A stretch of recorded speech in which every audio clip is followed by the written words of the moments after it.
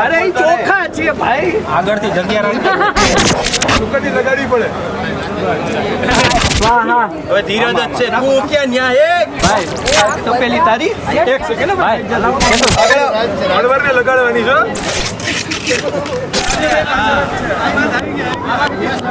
આપી દે લે.